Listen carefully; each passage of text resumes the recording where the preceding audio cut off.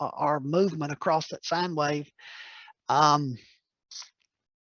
If I were to turn a table lamp on and then I reach down and grab the cord of that lamp and just jerk it out of the wall without turning the lamp off, what's going to happen?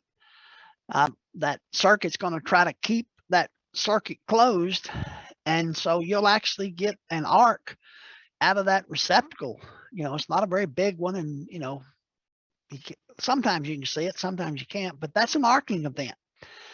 And if we were to do that, this circuit board right here would see that, and the sine wave would kind of get out of whack for a couple of cycles there, but then it would go right back to normal. And AFCI is a sophisticated enough device that it can detect between some type of a temporary arc like that and a sustained arcing event. My brother-in-law one time drove a nail into a wall trying to hang a picture, and he drove the nail right through a piece of non-metallic sheath cable, and it actually broke the grounded conductor right in half. And the equipment grounded conductor was not damaged, and it still had the paper sheathing around it that protected it, and the hot conductor was not damaged at all. But the nail is now stuck in the wall, and it actually broke the conductor right in half. And so rather than one conductor, now you got two conductors, and the nail is now part of the circuit. So, those two wires are touching that nail. And so the first time he went to turn on the light switch, guess what happened? The light came on. Why? Because it's got a complete circuit. Eventually, though, the house started settling, and those wires pulled away from that nail, just a hair. But electricity was, when he would turn that lamp on, what would happen? Electricity was having to physically jump through the air to complete that circuit. Well, what is that? It's an arc. What does an arc cause? Heat. What does heat cause? Fires. And so, yes, sure enough, the wall caught on fire eventually because it got so hot right there. That nail was just glowing orange. And, had that been a circuit that was AFCI protected, which it was not, it was an older house, but had it been AFCI protected, the minute that those conductors came away from that nail and electricity was having to physically jump through the air like that to complete that circuit, that AFCI circuit board right there would have detected that and tripped the overcurrent device before it got to the point where the wall actually caught on fire. AFCI devices come in all shapes and forms. You can even get what's called an OBC AFCI device. That stands for outlet branch circuit. It's a fancy word for a receptacle outlet. But you can get AFCIs in a outlet type format, or of course the conventional circuit breakers. Today they even have dual function AFCI, GFCI devices, which can provide in one device both AFCI and GFCI protection. Your receptacle outlets, under today's code, your receptacle outlets in the kitchen demand both GFCI and AFCI protection. Well, this is a very good solution for that right there. And these dual function circuit breakers are actually they're not any more cost-wise than an AFCI overcurrent device. They're about the same price. So, and they even make a receptacle that provides both AFCI and GFCI protection in one device. We got to provide, with AFCI protection, we have to provide combination AFCI protection. Now, a lot of people, when you say combination, they think that means GFCI and AFCI protection, and that's not even close to what that means. What that means is that it protects from both a parallel and series arcing event. A parallel arcing event is an arcing event between two opposite polarities. In other words, I've got an arcing event occurring between the hot and the neutral. The ground bid conductor and the ground beam conductor, something like that. A series arcing event is a break in a conductor. What did my brother-in-law have? He had a series arcing event, right? A break in a conductor. And so a combination, when we first saw AFCIs come on the scene back in the 90s, they were actually what was called a BC feeder AFCI device, branch circuit feeder AFCI device. And they did a very good job with these parallel arcing events, but they didn't do such a great job with these series arcing events.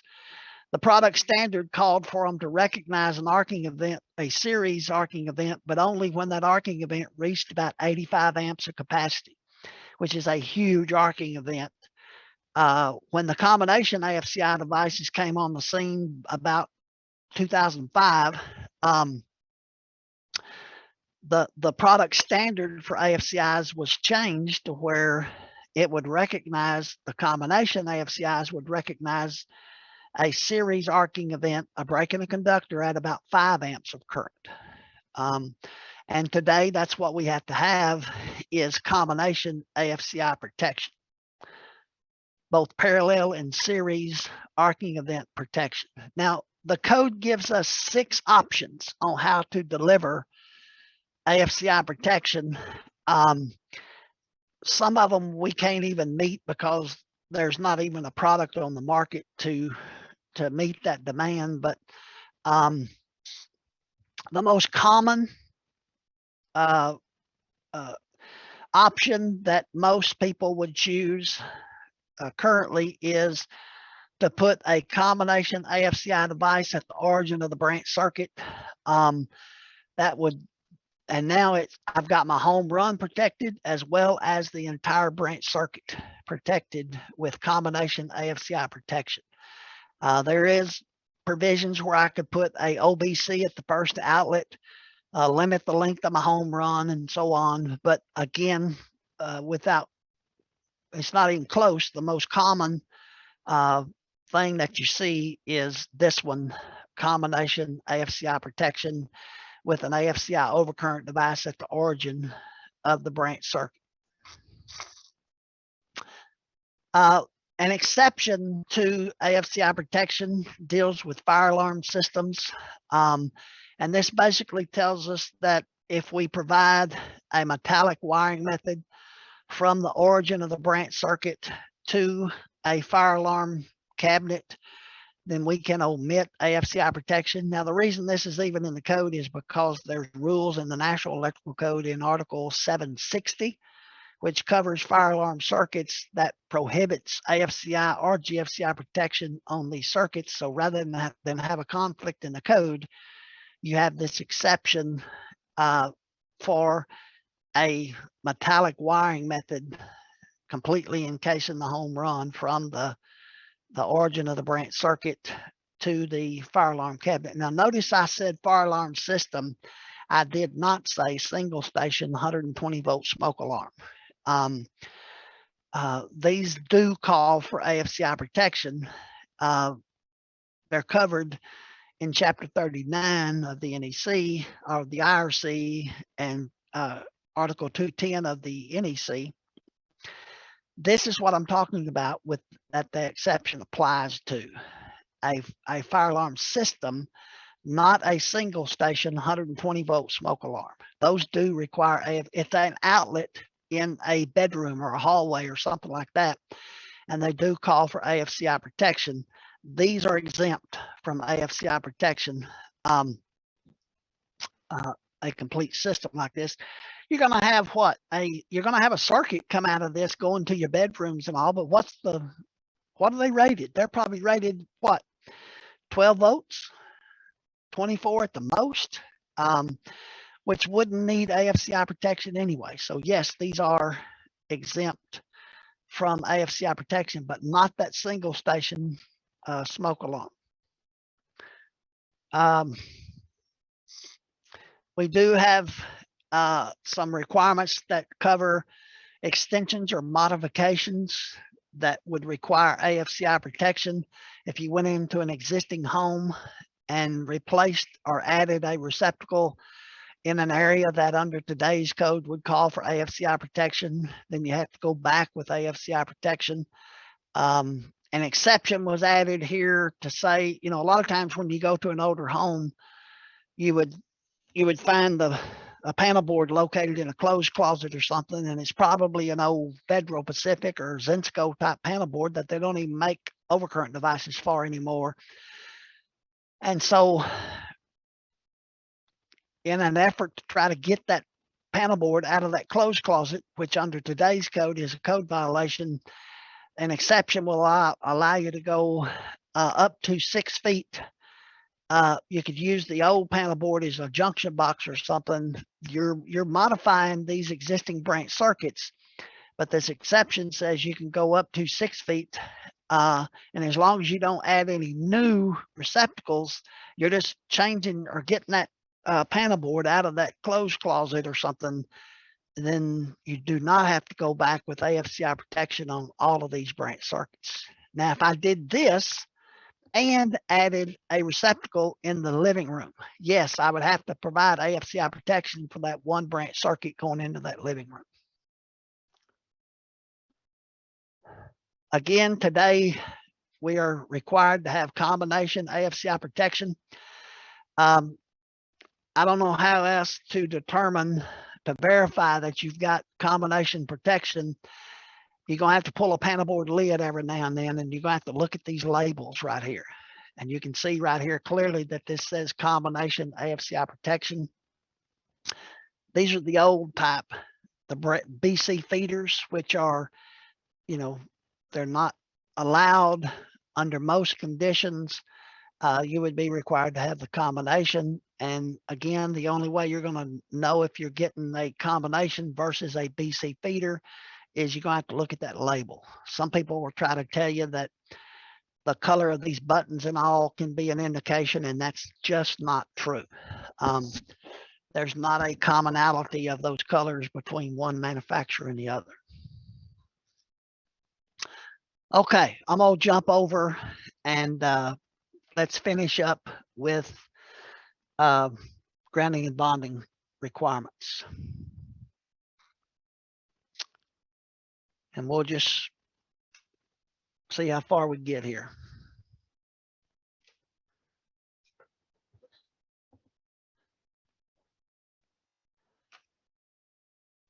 I'll get my pointer up here. There's a pretty good indication of grounding and bonding there, isn't it?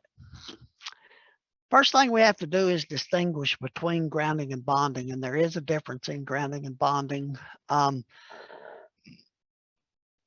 a nutshell, just to try to be quick here, the purpose in bonding is to limit the voltage due to some higher voltage that can be introduced into our system. And in a nutshell, when you're talking about grounding, you're talking about connecting to earth. Okay, keep that in mind. If you're talking about grounding, you're talking about connecting to earth. If you're talking about bonding, you're talking about connecting together. Connecting to earth, connecting together. Connecting to earth, grounding, connecting together, bonding. And keep that in mind kind of as we go along here. We have to have a grounded conductor brought to the first means of disconnect and bonded to the enclosure. Typically, that bonding is going to occur with that main bonding jumper right there. And this is the conductor we're talking about right there. Intentionally grounded conductor brought to the first means of disconnect and bonded to the enclosure. I'm not required to bring that grounded conductor to this point unless the loads over here demand that I have it over there. And in a dwelling unit with 120, 240 volt, 3-wire single phase service, which you typically see at a dwelling unit, then yes, you would need this conductor over here for those loads associated with your intensely grounded conductors on your branch circuits coming out of this panel board right here. That middle conductor right there is that intensely grounded conductor brought to my first means of disconnect right here and bonded to the enclosure through that main bonding jumper right there. We talked about this main bonding jumper earlier today and some of its function right there. I'm gonna hurry through some of these. We talked about, that the main bonding jumper can be in the shape of a wire, a strap, or a screw. Here's one in the form of a strap. Here's a typical dwelling unit panel board, and you see the main bonding jumper here in the form of a screw. And that screw has to be what? A green color finish. And that screw goes right through this plastic here. There's a hole in that plastic by the manufacturer, and it's a thread forming screw, and it screws right into a hole similar to that one right there, located behind this plastic right there, that bonds all of my grounded conductors, equipment grounding conductors to this metal cabinet right here.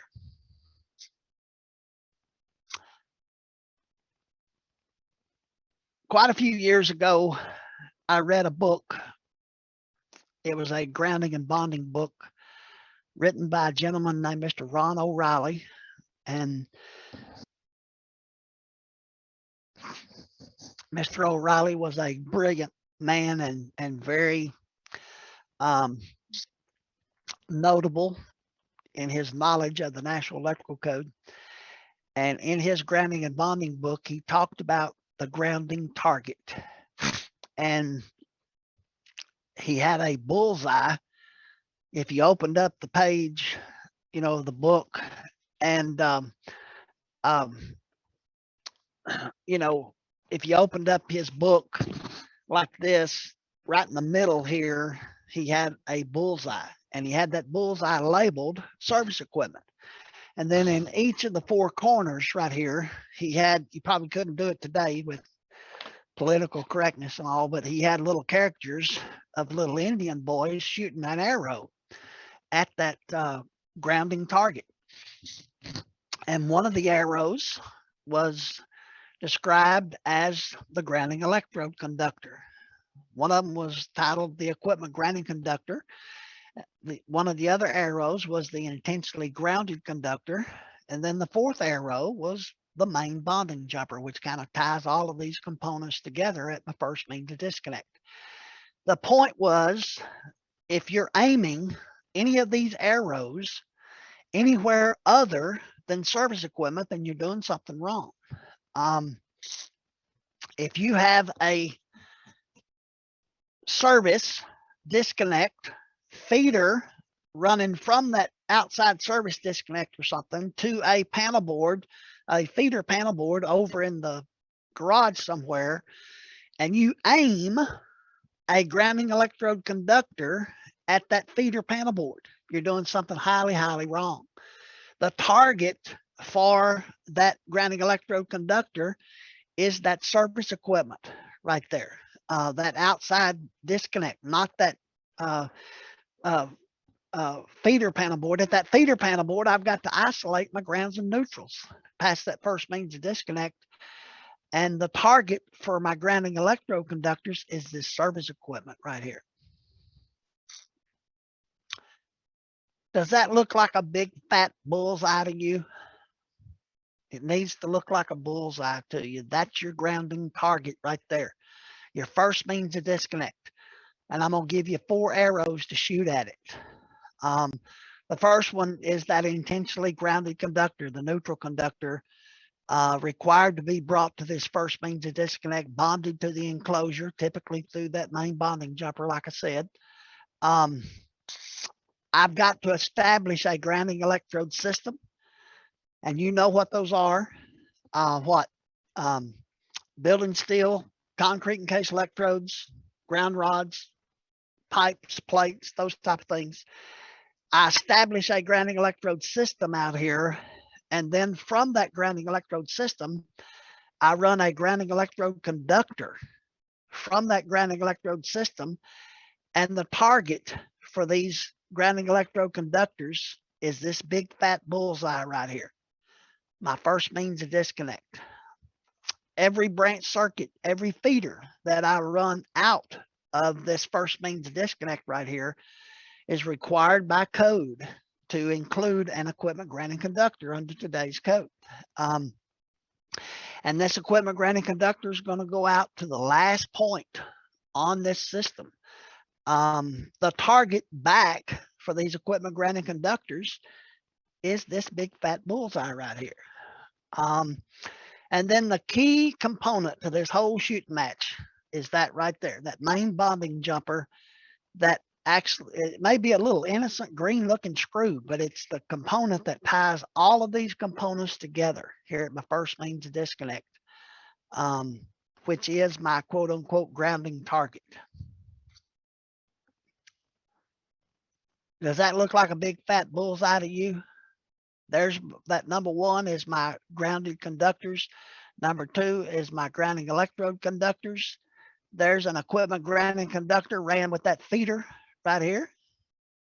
There's probably a feeder panel board inside the dwelling. And then the fourth component is those main bonding jumpers right there that ties all of these components together here at my first means of disconnect. And notice, looks like we have more than one grounding electrode, and the electrician chose to run individual grounding electrode conductors to each grounding electrode. One of them was a concrete encased electrode. The other one was a underground metal water pipe or something, ground rod or something. He could have daisy chained those together, but it looks like he chose individually. But his target for these grounding electrode conductors is right here, first means of disconnect. If he were to aim one of these at that feeder panel board that this feeder is feeding, then we would be doing something high. We'd be setting up a parallel path for grounding, and could have different voltage potentials on that same electrical system that could get somebody hurt. Bullseye. There's a big fat bullseye with those four components aimed right at it.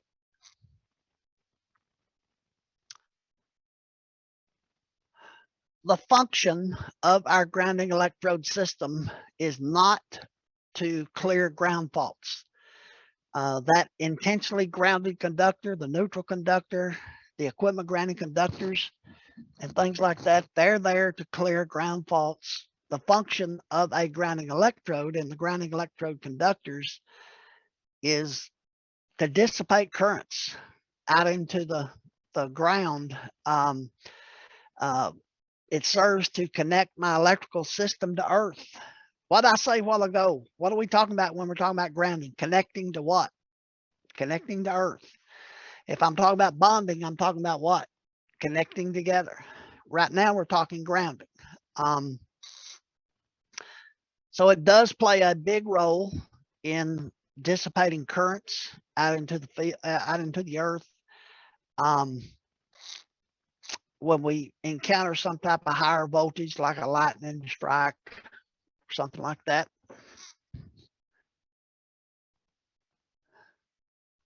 If you look at E3608.1, and that would be 250.52A in the National Electrical Code, you'll see 8 items listed. Now in the IRC, there's only 6 items listed, but there's 2 more that are listed in the NEC.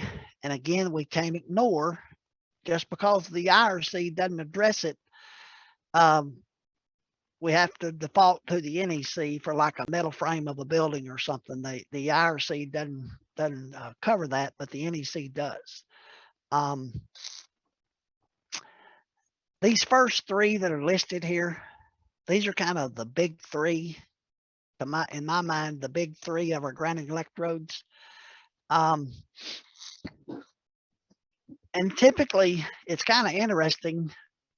If any of these right here are present on the job site, they're typically there through the natural construction of the building.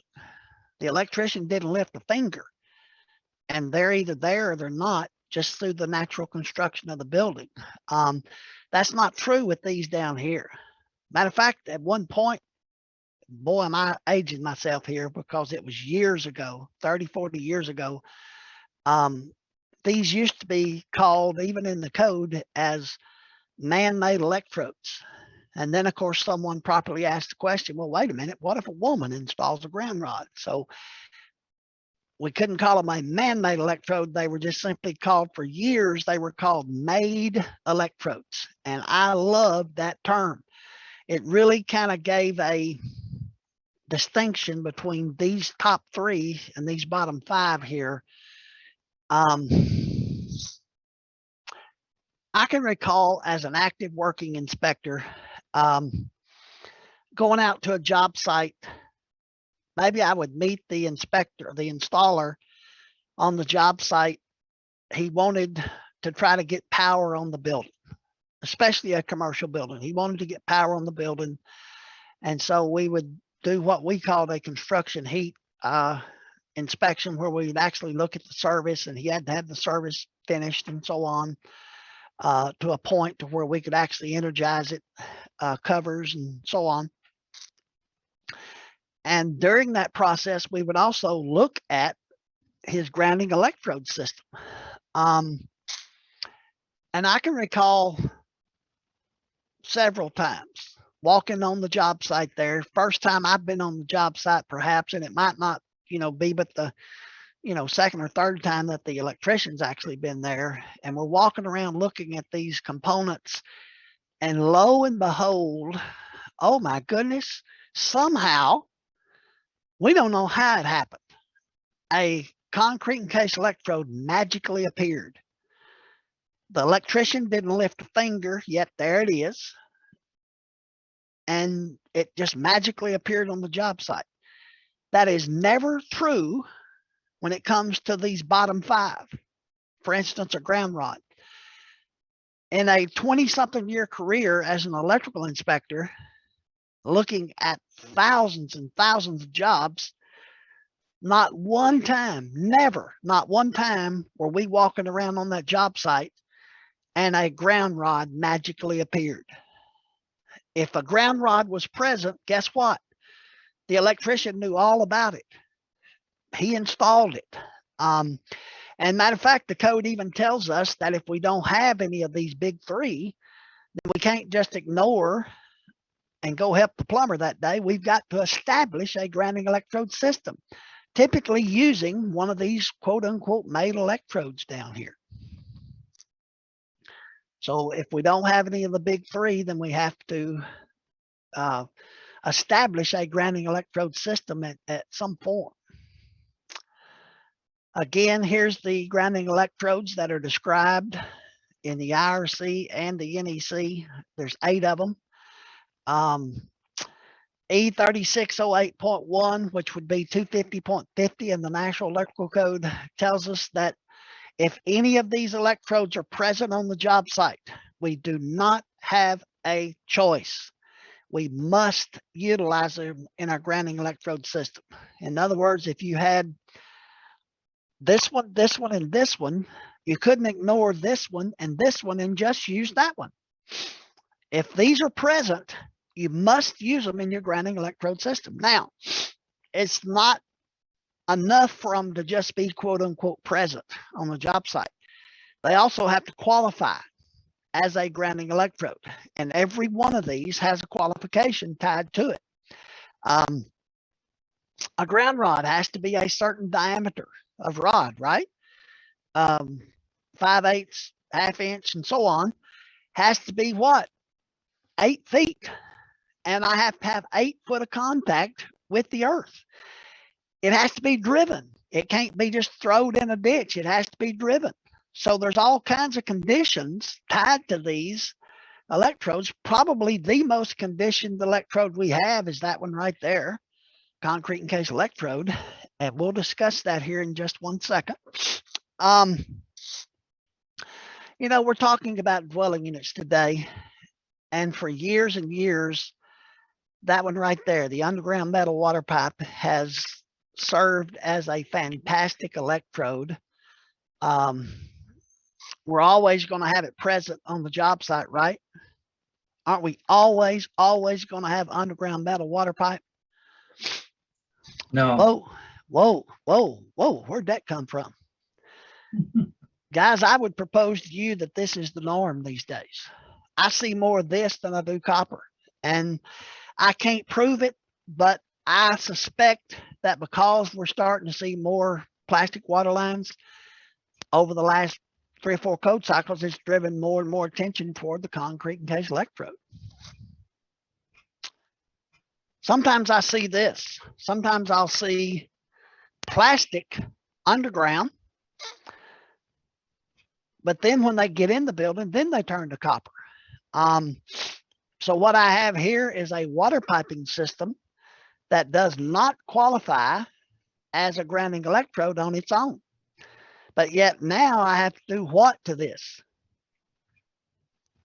I have to bond it to any other piping system in the building so that it's all at the same voltage potential. That's why you bond stuff together.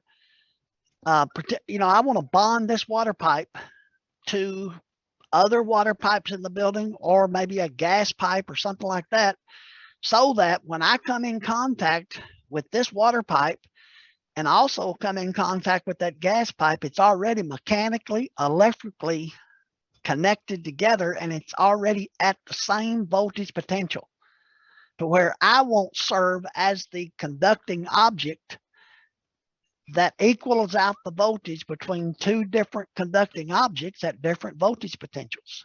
That's when you get electrocuted, is when you come in contact with a couple of different conducting objects that are at different voltage potentials. Because electrical theory, whenever we provide a path between 2 conducting objects that are at different voltage potential, it's going to naturally try to equal out the voltage between the 2. And in that case, we would be using my body to do that, and I'm not going to survive that, more than likely. Underground metal water pipe, we're starting to see less and less of it, but if it is there and we have 10 feet or more of it in contact with the earth, then it does qualify as a grounding electrode, and we do have to utilize it in our grounding electrode system. If the only present electrode, and I would question that, but if the only present electrode is underground metal water pipe, then it has to be supplemented with an additional electrode. In other words, we cannot depend solely on underground metal water pipe as our only grounding electrode, simply because it's not reliable. It's not that the piping itself is not reliable. It's that when the plumber comes back on the job site 2 or 3 years down the road to make a repair, what if he uses a plastic fitting to make that repair? Or what if he just replaces the whole thing with plastic? So we've lost our grounding electrode system there. So the code does tell us that if our only present electrode is underground metal water pipe, then we have to supplement it with an additional electrode. Now, 999 times out of 1,000, when you see water pipe supplemented, it's typically supplemented with what? A ground rod. Does the code say thou shalt supplement water pipe with a ground rod? No. Why is it that 199 times out of 1,000 you see water pipe supplemented with a ground rod? Cheapest, easiest way to get out of that requirement. If my choice is to drive an 8-foot ground rod to supplement my water pipe, or dig a trench 2.5 foot deep all the way around the building, exothermically weld a number 2 copper conductor all the way around the building, which one am I going to choose? Cheapest, easiest way to get out of that requirement. Our concrete encased electrode has very specific conditions tied to it. And I can't stress enough that each one of these conditions has a and between them. It's not an or. You have to meet all of these conditions or you don't have a concrete encased electrode that we're getting ready to discuss. If you're going to rely on the building structure, the building steel, then that building steel has to be a certain diameter. Has to be at least a 1/2 inch diameter reinforcing bar, like a rebar or something. Now, the code does give me language to where I can substitute a copper conductor, a number 4 copper conductor, in lieu of the building steel, and for the most part, make a concrete encased electrode, a man-made concrete encased electrode. But if I'm relying on the building steel, then it has to be a certain diameter. There's one condition right there. Certain diameter, 1/2 inch diameter. Then I have to have 20 feet or more continuous length of that rebar. Now, do not let people tell you that what the code says is I have to have one piece of rebar that's at least 20 foot long.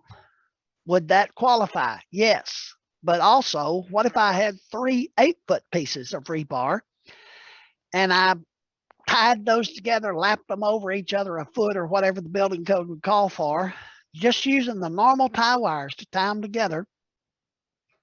The code would see, the electrical code would see that as a 22-foot length of continuous rebar. So it doesn't have to be just one piece of rebar. You can use multiple pieces of rebar tied together with normal tie wires to achieve that 20-foot continuous length. That's the second condition. 1/2 inch rebar, 20 feet or more of it. Now, in previous editions of the code, there was a 5th condition here that's no longer in the code. It said that 1/2 inch, 20 feet or more rebar had to be located near or at the bottom of a footing. But that's not in the code anymore. And the reason that's not in the code is because Code Making Panel 5 in this case started discussing something like a retaining wall, to where, you know, you've got the earth coming here and then you have a retaining wall, and then the earth starts again back up here, and behind that retaining wall, you know, you've got earth and you got a lot of rebar in that retaining wall right there. That none of that is located where? Near or at the bottom of a footing, but yet that would make a pretty good electrode. So to incorporate something like a retaining wall, about 3 code cycles ago, that requirement that it be located near or at the bottom of a footing was dropped. So, but there's still 4 conditions: 1/2 inch rebar, 20 feet or more of it, and that 20 feet or more has to be encased in at least 2 inches of concrete, thus the name. And then that concrete has to be in 20 feet of continuous length of contact with the earth. And so you've got 4 conditions currently in the code that concrete encased electrode must meet. And if you met 3 of those 4 conditions, then what you have is a big fat structural component that does not qualify as a concrete encased electrode. You'd have to do something else. It would not qualify as a concrete encased electrode. Now, a lot of you may have heard the term, and I do not like using slang terms here. That's the reason I don't use it. But sometimes you'll hear a concrete encased electrode referred to as a UFOgram. And where that comes from is the inventor of a concrete encased electrode was a gentleman named Mr. Herbert Ufer back in the late 50s, early 60s. The concrete encased electrode was actually recognized as a grounding electrode in the 1968 edition of the National Electrical Code, and it was all based on the work of Mr. Herbert Ufer. And so that's why you'll hear a concrete encased electrode sometimes referred to as a UFOgram, but that's a slang term. So isn't it supposed to be non-ferrous? metal? No, no. That non-ferrous is what you would. Was that in the code at one time? No. Well, it's still in the code, but it's for the conduit that you would install a grounding electrode conductor in if you were trying to provide physical protection or something. If it's ferrous metal, then which is it's a iron or something like that. That's magnetic, basically. You would have to bond the grounding electrode conductor at both ends back to that raceway. But in this case, it just talks about rebar, underground metal piping. Let me make sure I know what I'm talking about here. Yeah, I don't know.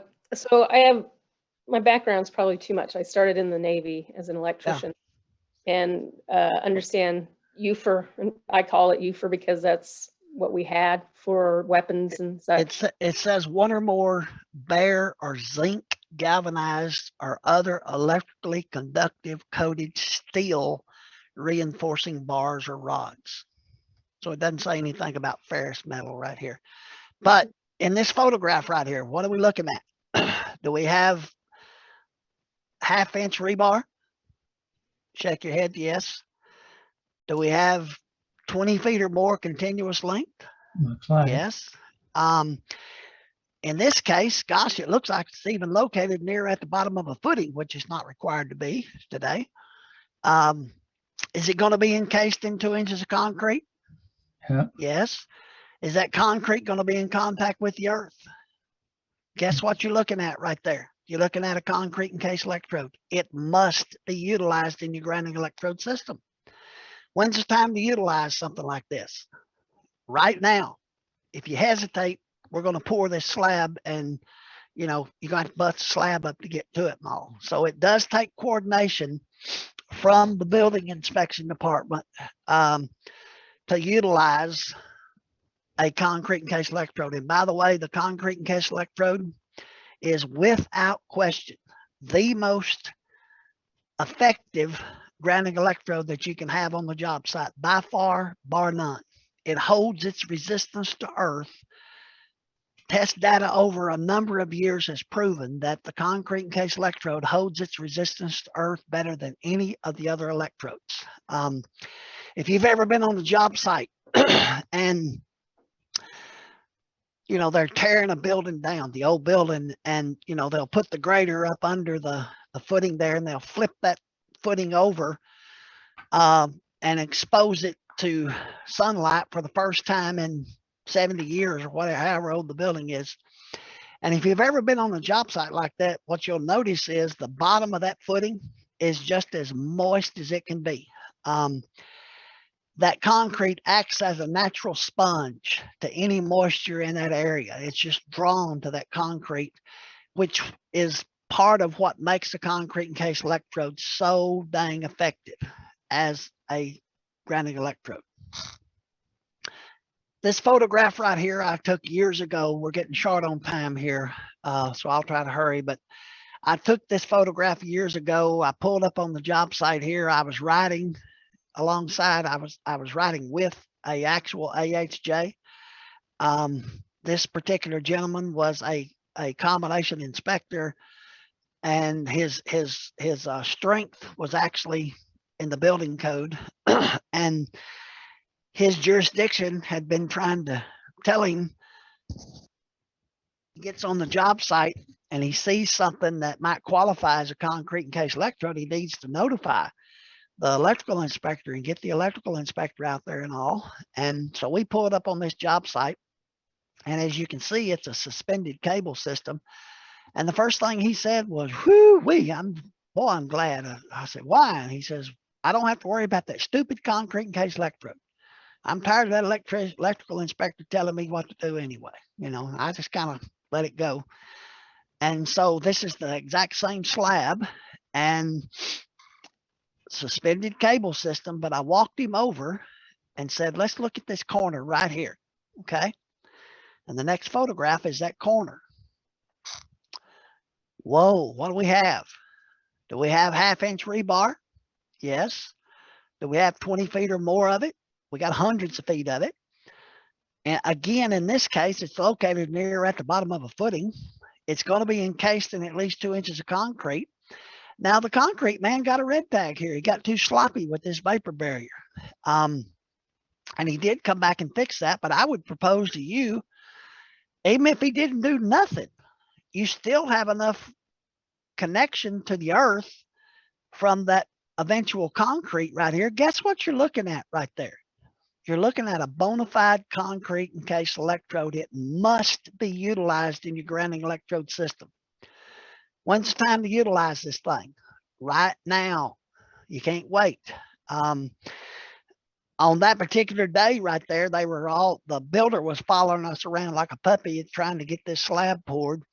And I pointed this thing out, and the first thing the building inspector did was turned around and said, I can't let you pour the thing because of him, pointed at me. And so I just said, hey, why don't you get they had some rebar piled up out here. They were getting ready to just trash. And I said, one of them's kind of in an L shape right there. Why don't you get your concrete man over here and get that L-shaped rebar and connect it with the normal tie wires right here and stub it up in an open wall right here to where you can go ahead and pour the slab and when the electrician does get here on the electrical final, he's got access to the most effective electrodes you can have on the job site with that stub up. So, and that's what they did. I have bigger than 1/2 inch rebar. I have hundreds of feet of it again. It's located near at the bottom of a footing. It's going to be encased in 2 inches of concrete, but none of it's going to be in contact with the earth. What do you have here? You have a big fat structural component that does not qualify as a concrete encased electrode. This cannot be utilized in your grounding electrode system. It does not qualify. So it does have to qualify. It has to meet all 4 of those conditions we talked about. Now there's some jurisdictions that do have ordinances that say yes, you're going to have to install a concrete encased electrode because of the soil conditions that we have in our area. But that would be going above the minimum standards of the National Electrical Code. Okay. We have run out of time. Man, did I enjoy myself today. I hope you got something out of this class. I know I did. I always learn something out of these classes, and I really enjoy doing these residential inspection institutes. Always have a good time at these. You guys have a couple of more days, I know, to go. I appreciate you guys letting me come in on the middle of your class here on Wednesday and talking to you a little bit about electrical requirements. You did get the electronic version, I believe, of the book that we published, that IEI's 1 and 2 family dwelling electrical systems. That is a valuable resource to you if you'll utilize it. Lots and lots of good information in there, more than I could provide to you today in our limited time that we had together. Keith, just a quick question. When on the grounding electrode, do you find that that's pretty common when you have jurisdictions that have inspectors that are not combo certified?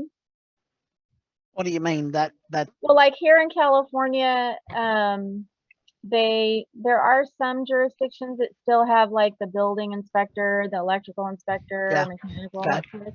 Yeah. Do you find that that's kind of common where, the building inspector will go out to do the foundation inspection, but won't actually look for the grounding mechanism? Or unfortunately, yeah, that probably is common. But again, the time to utilize something like a concrete encased electrode is before the slab's poured, and so it does take some coordination on the jurisdiction's part to utilize the concrete encased electrode. it sounds like a big deal, but if you start doing it in your jurisdiction and get your building inspectors kind of on board to look for those things, it kind of becomes habit after a while, and Yeah, it's maybe not that's that big why a deal. they're gearing more towards combo people out here. I don't Yep. know. But Well, they're gearing toward combo people because it's less expensive than having specialized inspectors, right? Right on. oh, So- I wouldn't know. I'm combo certified, so I have great admiration for the combination inspector. I worked for one jurisdiction in a 20-year career as a inspector where we did combo, and I mean, I was just lost all the time. It's all I can do to keep up with one code, much less 4 codes. So you guys have my admiration. Shoot. Hey guys, we're out of time. Thank you guys for being here today. I appreciate the opportunity to talk to you, and I hope to see you somewhere down the road. And man, I hope next time we get together, it's in person where we can fist bump and shake hands and grab a hot dog together or something. Everybody be safe and take care of yourself out there. And with that, so long. Thank you, sir. Thank you. Thank you. thank you, Keith. Thank you, Good sir. class. Thank you. Enjoyed it, everybody.